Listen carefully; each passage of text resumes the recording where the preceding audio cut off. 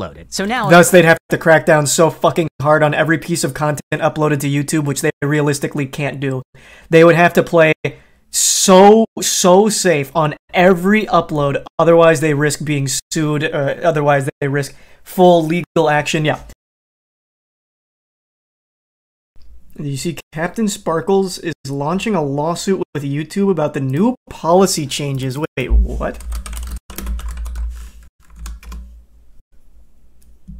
The lawsuit that could destroy YouTube. Happy New Year, everybody.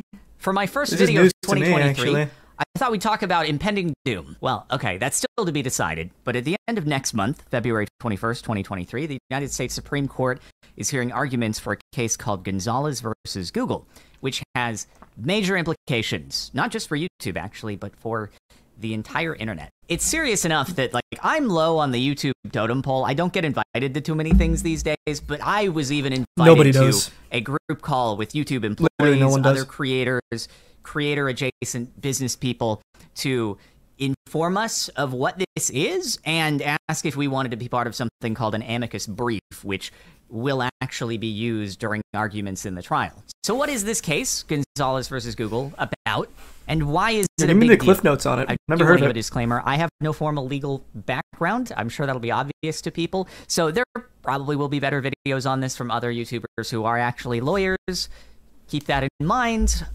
I'll still do my best to give the info necessary for this. So before we get into feed it to me. Specifics of this on case, a nice little plate we need so to I can go back understand. to something called Section 230 of the Communications Decency Act of 1996.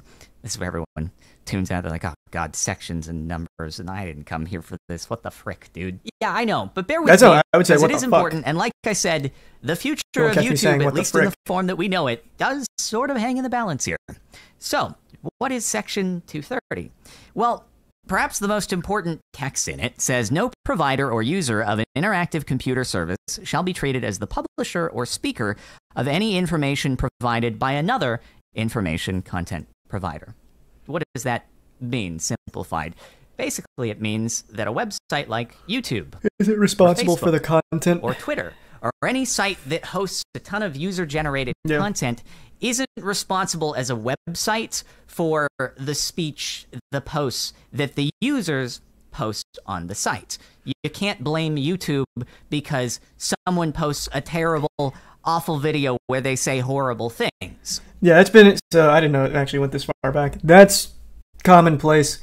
That's been what's protecting the major corporations that run the websites. Because if they're being held responsible for every piece of content on there, the moderation would have to crack down so fucking hard and everything would have to be in a very, very squeaky clean state. Otherwise, they'd risk opening themselves up to massive lawsuits if that protection wasn't in place. I didn't know that was Section 230. I didn't know what it was called. But yeah, that protection's been around for a very long time.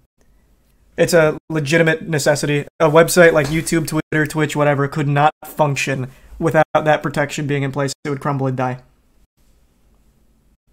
So I'm assuming, since that's now being referenced, this Gonzalez versus Google case is about Section 230 being, overturned's not the right word, thrown out, replaced. Trying to hold the corporations responsible for, like, hate speech or something would be my guess. YouTube hosts a massive platform that's given rise to extremist content, and they need to be held responsible.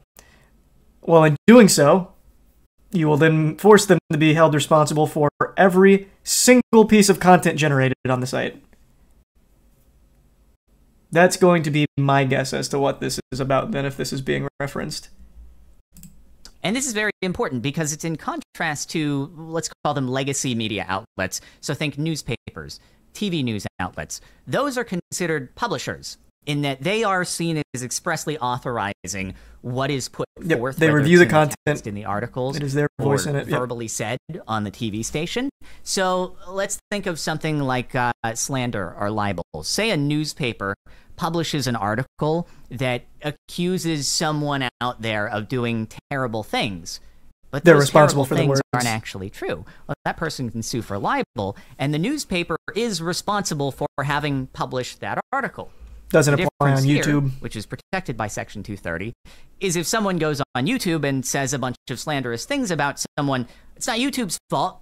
You can sue the person who made that video but you can't sue YouTube for hosting that piece of content. It's a very similar concept to the DMCA, which I think more people here are probably familiar with, in that what the DMCA is to copyrighted content, Section 230 is to speech. There is an important carve-out here that is different from the DMCA, though, and that states that no provider or user of an interactive computer service shall be held liable on account of any voluntary action taken in good faith to restrict access to or availability of material that the provider or users consider to be obscene, lewd, lascivious, filthy, excessively violent, harassing, or otherwise objectionable, whether or not such material is constitutionally protected.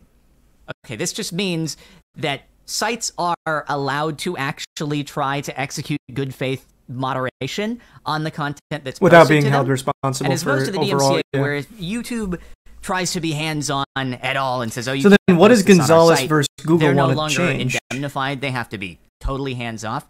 With Section 230, YouTube can make efforts to moderate really, really bad content. Hold on. Let me look something up real quick. I feel like if this was really about getting rid of Section 230 protections, this would be a much bigger deal unless it somehow flew under the radar. Because just looking it up, I was curious how new it was. This was October of 2022. Or no, November of 2022. But this is also citing a case from October of 2022. How the fuck would this have flown under the radar for so long? Have people talked about this and it just hasn't been picked up by the majority of people? One question before the Supreme Court with Gonzalez versus Google is whether, under Section 230, a website or service develops content and therefore loses immunity when it uses an algorithm to recommend terrorist content based on users' viewing history. As the Artificial Intelligence Law and Policy Institute argued in an amicus brief before the Ninth Circuit, the court must determine if content recommendation algorithms are neutral facilitation tools or a means of developing user-tailored content. Wow. So this algorithm that they spent the last fucking 10 years fine-tuning to be the machine that it is today, maybe it's very undoing then if they're able to make that argument that now, since this algorithm is recommending content, they're no longer just immune. Because now, at this point, they're basically acting as like the publisher of it, like in the promotion of it, it seems. That seems to be the boiled-down argument. The algorithm promoting terrorist content or the algorithm steering public discourse, like tailored content, is, I guess, being argued as them no longer just being like this hands-off publish, hands-off, God, what's the right word? Hub? They're now like a direct participant. Thus, they're now going to be held to the same standards of something like The Sun. That is very, very, very interesting. Oh my god. Yeah, that's a pretty fucking good argument. Like, this isn't baloney. Because they're not wrong. The YouTube algorithm will keep you in a bubble if you want it to, or if you let it. So let's say you are someone that... shit, this is a really morbid one. But there's a community on YouTube that likes to torture young monkeys. And if you watch one of those videos, YouTube recommends tons of people torturing monkeys. Like, it's a real fucked up thing, and the YouTube algorithm, in the way that it works, will continue to recommend that content. But under Section 230, they're not responsible for the content being there, but the algorithm promoting it is now being argued to be YouTube as kind of like almost being responsible for it because they're showing it to you. They're delivering this experience to you. So the same rules they're arguing shouldn't apply in a case like that. Yeah, so it's no longer just a neutral party since it's giving you the content. Like, it is feeding it to you. There's the Prime Kinky, and there's Daffodil and Smed. And this would apply to all social media. Anything with algorithmic-driven content, it sounds like it would apply to. Here, let me fast forward to the Gonzalez case here, because I imagine CaptainSparklez gets deeper into it than my surface-level reading from this one article. Search results. If you're searching for something, you have to rank the content that shows up somehow. Is that also considered algorithm at that point? And I actually asked this in the call that I mentioned earlier. You don't just stumble on the monkey torture stuff? You don't. Just like you wouldn't stumble on most of the echo chambers you can get lost in. But the algorithm continuing to feed you that content is no longer the platform being neutral. It is actively giving you that. It is actively enabling you to get this content. Even if it's good, even if it's bad, doesn't matter. They are not neutral anymore. They're just providing you that content. They're like, oh, you like this? Here's more. And here's more of that. And here's more of this. Which they're now arguing is no longer just like this, hey, hands off, you find what you find, and it's not our fault. Was told that there is precedent for Google search results to be protected. But again, even though this case is called Gonzalez versus Google, it is about YouTube. And so I'm sure that the defense will reference that. But I don't know that it's established precedent when it comes to YouTube search specifically. And so it's a very hard question to answer. What actually is the algorithm? This only applies, obviously, if the Supreme Court is thinking about ruling against Google here. But I guess that's why you're probably still here, is to find out what could actually happen if the court rules against Google on all counts. So, God forbid, let's envision a worst-case scenario here. We may not actually see immediate massive changes to YouTube. Because remember, this ruling wouldn't be, oh, the algorithm is now illegal, you can't make content recommendations. It wouldn't just be the algorithm. By making these content recommendations to viewers, you may now be held liable for what they've uploaded. So now, thus, they'd have to crack down so fucking hard on every piece of content uploaded to YouTube, which they realistically can't do.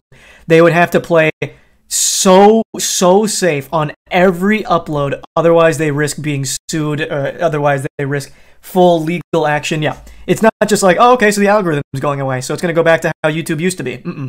Because now they're going to be responsible for every piece of content on the site. Somebody goes and uploads a horrible, vile video that's a clear violation of the terms of service they agreed to when they made a Google account to be able to upload in the first place. But somebody sees it via an algorithmic means before it's taken down, and that person decides, I'm going to sue YouTube for this. And even if it's a frivolous lawsuit because it was a violation of the terms of service to begin with, YouTube has to defend that lawsuit. And defending lawsuits is very expensive. And if they start getting hit with enough of those, then it's going to be too expensive to keep the site operating in the way that it is. And at that point, they may be forced to start scaling back in places in order to avoid being hit by all of these lawsuits over and over, to the extent that the site can actually operate without being in jeopardy from them. So over time, if YouTube is hit with a deluge of these incoming lawsuits, does that mean that the only functions remaining are the ability to manually browse to a specific channel? That subscription fees that'd be a lot deeper than that. It's active channels you've already hit the subscription button on, and therefore it's going to serve you content from them. Does search still work in the same way? Will that be carved out? Will it be exempt? But when you really think about it at the end of the day, as much as, you know, I've complained about the algorithm here and there, usually that comes from like a selfish perspective, like, man, I wish it were recommending my content more. But what does YouTube actually look like? What do all of these websites look like without any form of algorithmic content recommendation? Now, he hasn't brought up the deeper point here, so maybe I'm misunderstanding from the article, but it seems like if they do rule against YouTube, it's not just like this algorithm needs to change, it's you are now responsible for this content. So it's not just a matter of, okay, no longer we're going to be really strict with our algorithm, we can't recommend anything bad. It's we can't have anything bad because if someone finds something bad, we can be sued for it. Whereas right now, that's just not the case because of the 230 protections. He just said that. You skipped that part. Oh, what? When? I thought this was him still just setting up what the case is, which I was looking for more like the here's the ramifications. I can see what the case is. I've got it up, so I just didn't need the summary. I think its videos can't be recommended to you. No. From what I'm reading here, it seems like it's no longer going to be protected by the Section 230 rulings. Not just like it can't recommend to you anymore. This is still just the same article, though. So perhaps I'm off the mark. Maybe it's not as doom and gloom in the Prime Fancy. But here, I'll go back to before I went to the case for things that get heard by the Supreme Court. Usually they are constitutional issues, and this is, in a way, a free speech issue. So will the court consider that a website, that YouTube recommending a piece of content to a viewer is an endorsement, is like a newspaper giving the okay to publish an article? Or will they see that almost all social media websites at this point, if not all of them, operate off of an algorithmic recommendation system? Yep. And to not give some sort of carve out there would more or less break the operations of all these websites. The scope of this is not even known, though. Like, where do you draw the line between what is considered algorithm and what is not? You might make the argument that videos recommended from channels you're not subscribed to on your homepage, maybe that's algorithm. Suggested videos to the side and bottom of the video you're watching, okay, maybe that's algorithm. But what about search results? If you're searching for something, you have to rank the content that shows up somehow. Is that also considered algorithm at that point? And I actually asked this in the call that I mentioned earlier, and I was told that there is precedent for Google search results to be protected. But again, even though this case is called Gonzalez versus Google, it is about YouTube. And so I'm sure that the defense will reference that, but I don't know that it's established precedent when it comes to YouTube search specifically. And so So I see people in the chat once again saying, and this is him giving the recap of what's going on and like the scope of it. But again, it's not just the algorithm, at least not based on what I'm reading here. One question before the Supreme Court with Gonzalez versus Google is whether under Section 230 a website or service develops content and therefore loses immunity. When the algorithm recommends to terrorist content based on viewers' viewing history, as Artificial Intelligence Law and Policy Institute argued in the amicus brief before the Ninth Circuit, the court determined if content recommendation algorithms are the neutral facilitation tools or means of developing user-tailored content. This recommendation algorithms fall outside the scope of Section 230, and the ruling would have enormous implications on how websites would operate. This is like, it's still independent of just the algorithm. It's now looking at the website as a whole. So any kind, and he does mention this, any kind of like a search result could be considered an endorsement.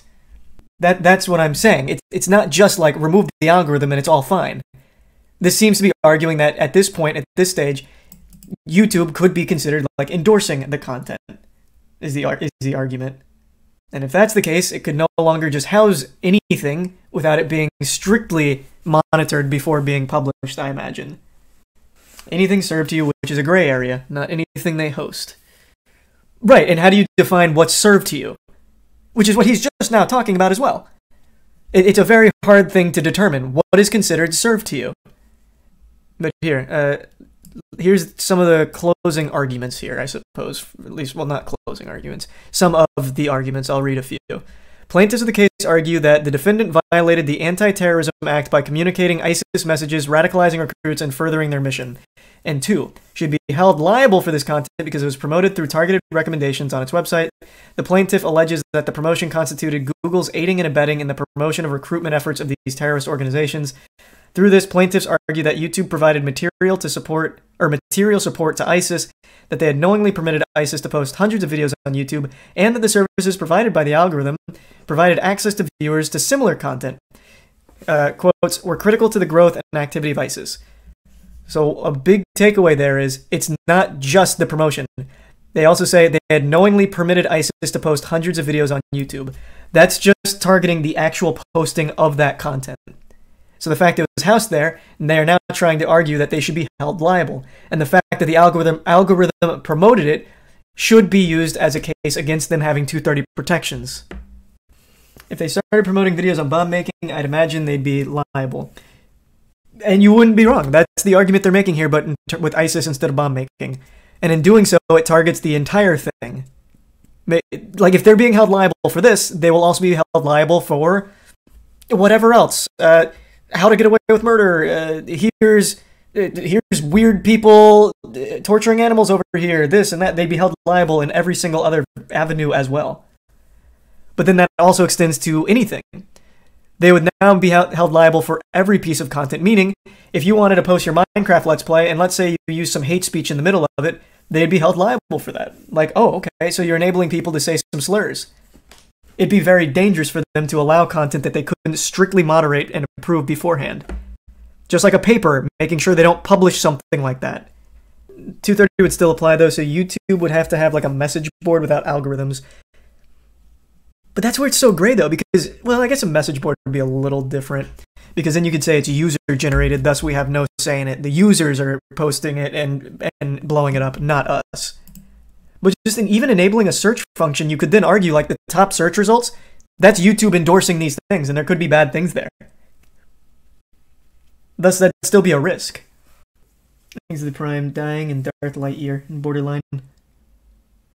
Not if by likes. Well, that'd be a totally different system. Yeah, they'd have to come up with something else that's entirely user-focused somehow. Top search result is user-generated. No, it's generated based off of what you usually watch.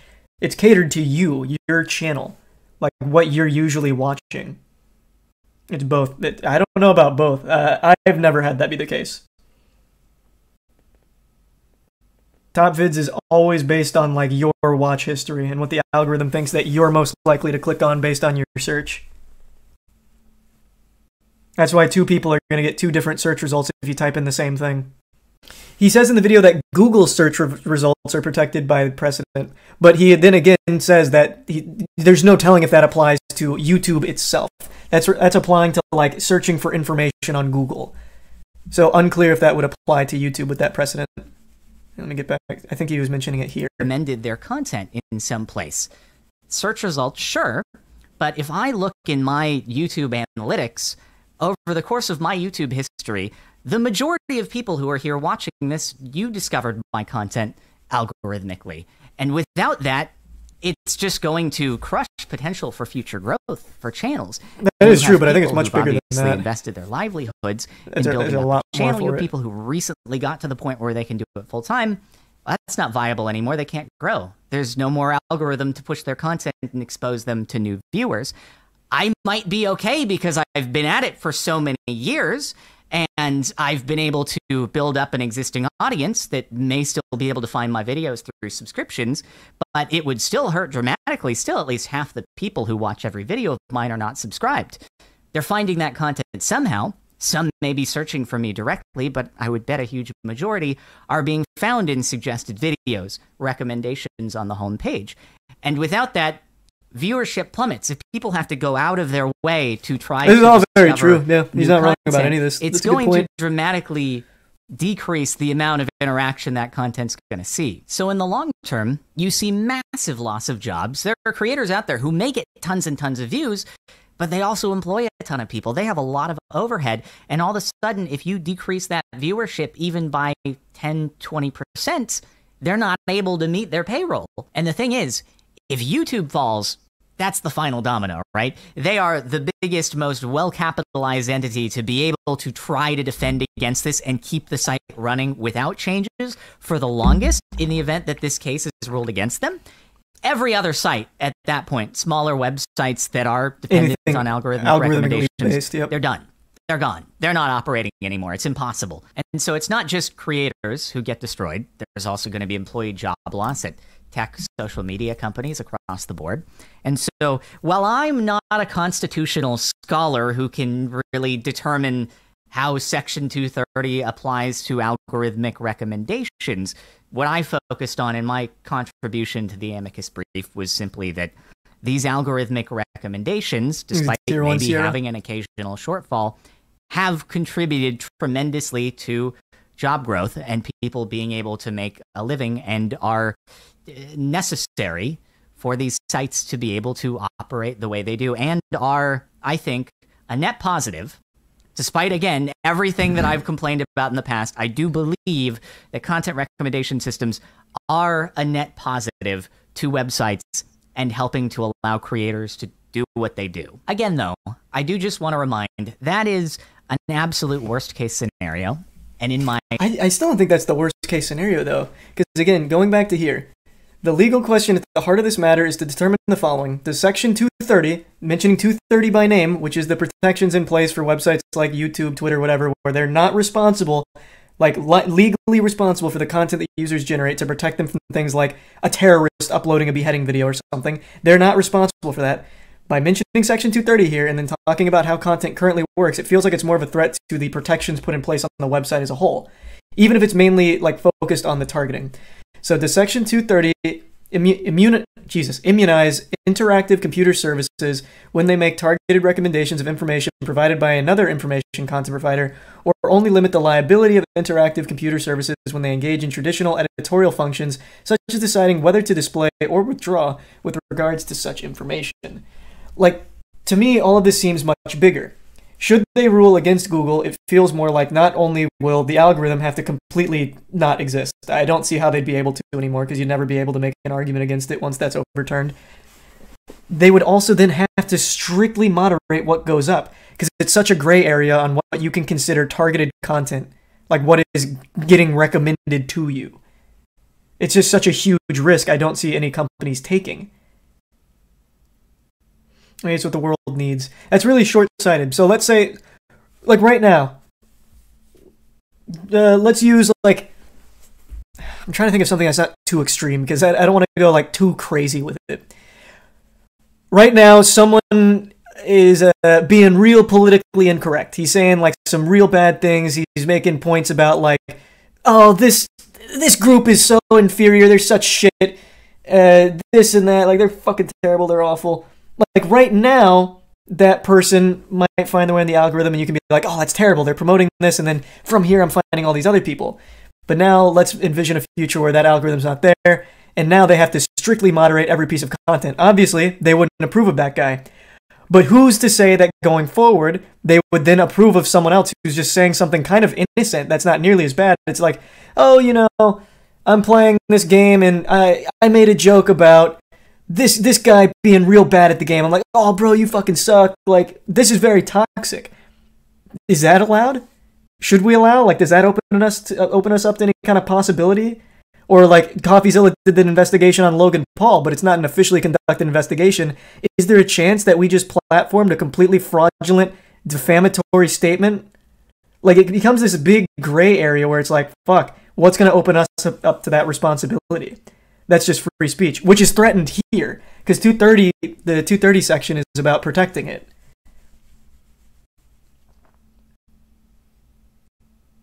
They can easily moderate their content with AI. No, they can't. That would be a problem.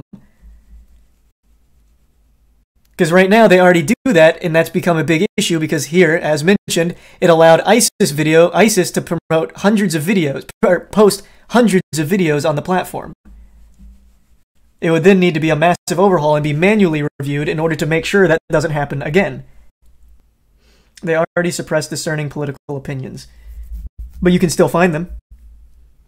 Like, imagine if you right now search for discerning political opinion, you can find it and a ton of creators and keep yourself in that bubble. You can do that for anything. I mentioned that monkey torture ring. If you look into the monkey torture ring, watch a video, you can find the entire echo chamber. It's all still there. Which is obviously like a bad thing. You don't want that to be promoted, but that's the reality of it at the moment. And then if they rule against YouTube and it's like, this is no longer protected by Section 230, you are responsible now because you have recommended this, it is you endorsing this content. They're going to be very, very, very, very selective on what can even be posted in the first place. Plus, that's just so fucking dystopian. Only trusted uploaders can upload onto YouTube. I'm hoping that this article I'm reading is kind of like overly fear enticing, and it's actually much more grounded in the things that CaptainSparklez is focusing on what it means for like the actual creator atmosphere. But it just seems to me like it's a lot bigger than just that. Because he does mention it, this would affect anything that uses an algorithm, which is every social media platform, and really every platform. I don't think there's a solution for that. Well, you need to carve off some kind of like stipulation to get like with the modern times. Like, algorithms control every piece of information out there. It is what it is, and everyone benefits from it, even though it might not seem that way. Like, even the guy who mentioned the discerning political opinions being suppressed, without the algorithm, they wouldn't exist. They just wouldn't even be allowed on these platforms that don't like that. Like, let's say it's run by someone who just doesn't like your political opinion. They would probably just not allow it because it opens them up to a potential liability with it. So no matter where you stand, you do still benefit from it. At least, I'm just learning about this. It's very possible that all of this I'm reading here from this, which does seem like a pretty reputable website, could still just be a little overblown, perhaps, on the scope of the potential. I would like to hear more from like lawyers and stuff, as CaptainSparklez mentions. I think he's done a great job breaking it down, like in its like most plain state. Like, here's what it means, here's what it is. 12, almost 13 years now on YouTube. I feel like we've seen enough legislative scares, SOPA, PIPA, the end of net neutrality, that have come and passed and not ended up being nearly the apocalypse they were promised to be. So I also have hope that that will end up being the case here. But it's also good not to get complacent and be aware of things like this. And even though in this case there isn't quite as direct a way to participate, you can always call up your local representative and voice your concerns in the matter, in the hope that maybe at some point there can be legislation that is actually passed in order to enforce that algorithmic content recommendations are concretely protected by Section 230, despite what may end up turning out from this case. If there are elements that are ruled against Google, there could always be legislation in the future that is passed in order to protect this sort of thing. So it's good to be aware of. I haven't seen too much coverage on this, interestingly. Yeah, I didn't hear about this shit at all. Yet it was the first time that I was asked if I wanted to get on a call with YouTube employees and other creators to discuss it, which I did find interesting. Maybe as the trial gets closer, we'll start hearing more about it, but I still thought it was worth making the video, putting it out there, putting it on your radar in case it's of interest, and we'll just have to wait to see how it plays out. I do hope that algorithmic content recommendations will be able to remain. As much as I've complained, again, I do think it's necessary. So with that said, thanks for watching, and I'll see you next time. That was a very, very informative video there. Jesus. Only in moderation can this be accounted for. That's just so delusional. Billions upon billions of billions of billions of minutes of content is uploaded every hour to YouTube. If it can't be moderated by an AI or something, some kind of system, then it can't be allowed at all. They just wouldn't allow that much content. They'd be selective. They'd only allow what they can actually moderate, because they'd have to. It's a lot, but not that much. Probably exaggerated, but it is. Here, actually, why don't I look it up? They have stats on it.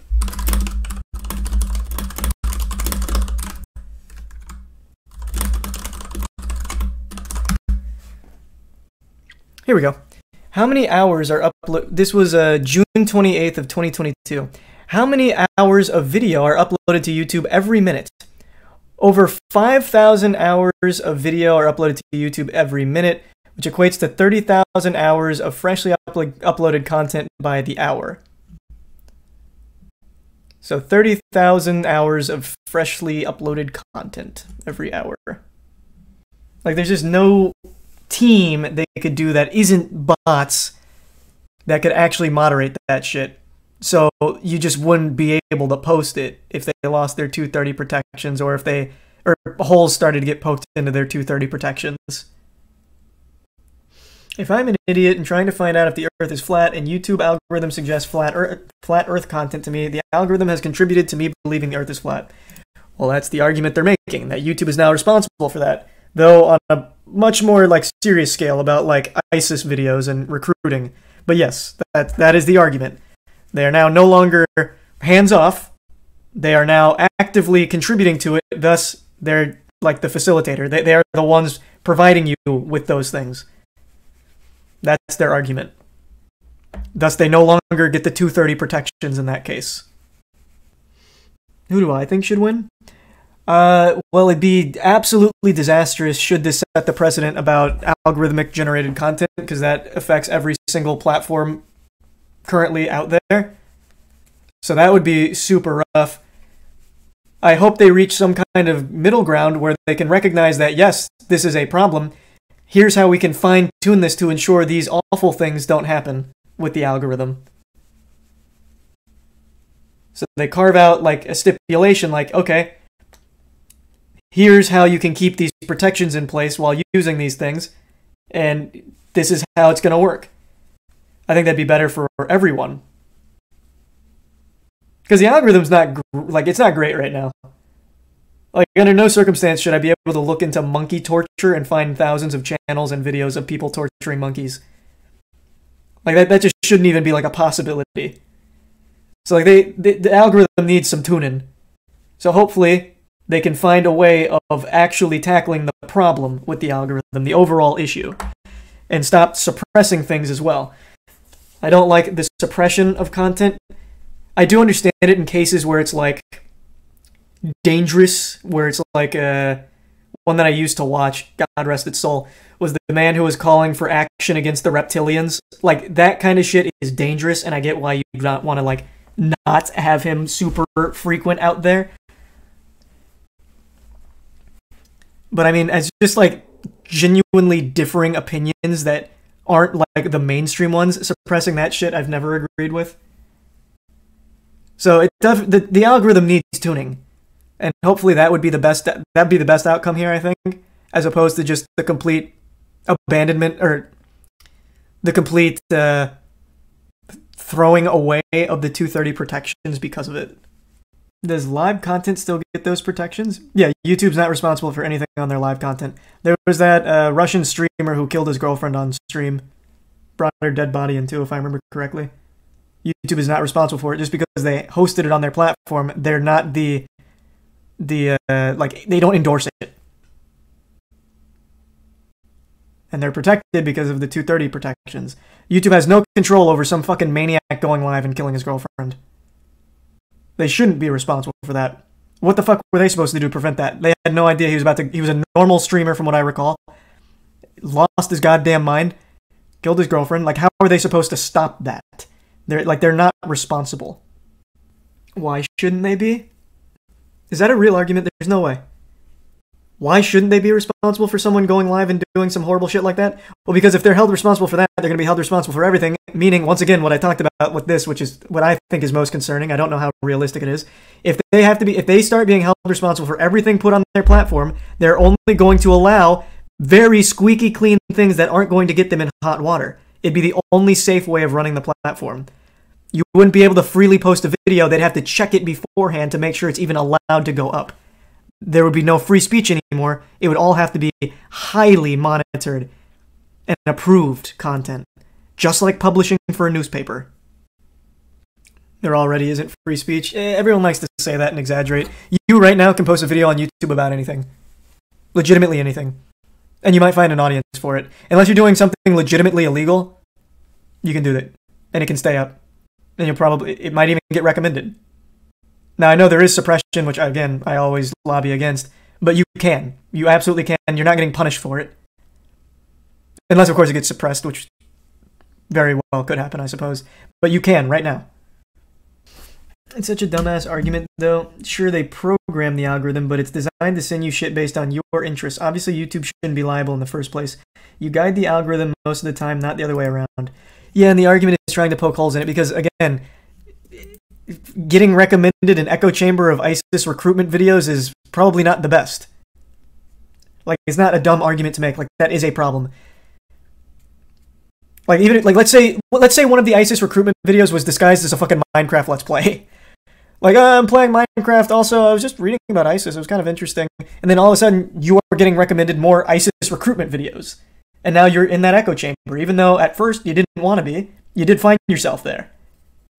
Like, there is a problem with algorithm recommending shit like that. There was even a problem with the algorithm recommending, like, children doing very questionable things. There does need to be tuning of it. But just not like an outright throwing away of the 230 protections because of it.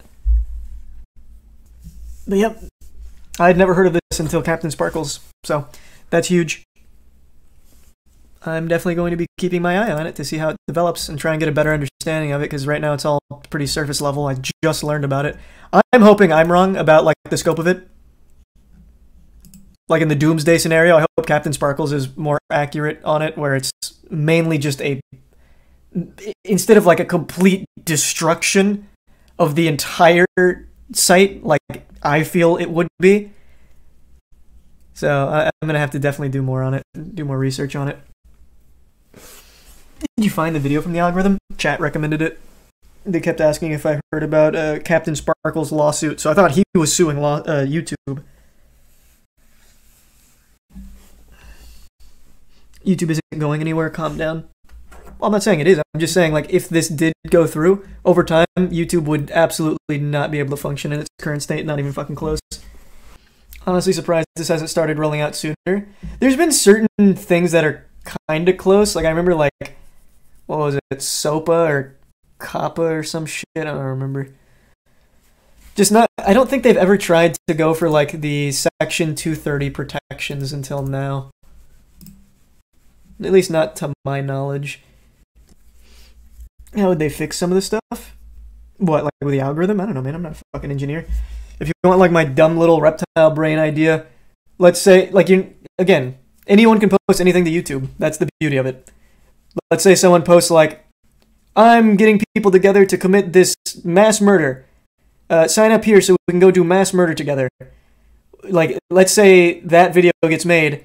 It shouldn't ever get recommended.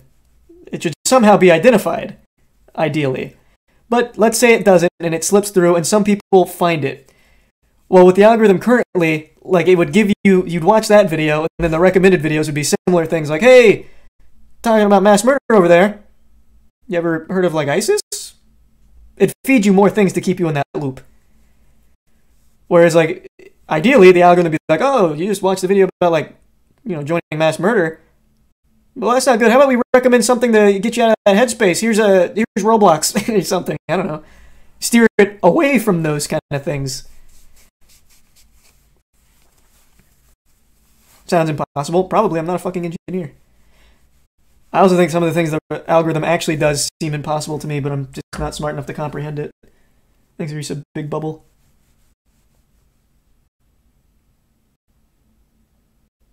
Yeah, that was a big one, Joe, the apocalypse thing. Or just remove the videos. Well, yeah, that's, again, you would have to identify them. But right now, the algorithm can identify the dangerous videos and still feed them to you. For however brief a time they're online. Because YouTube did take down a lot of the ISIS videos, obviously. But for the time they were up, the algorithm could recognize them and still feed them to you.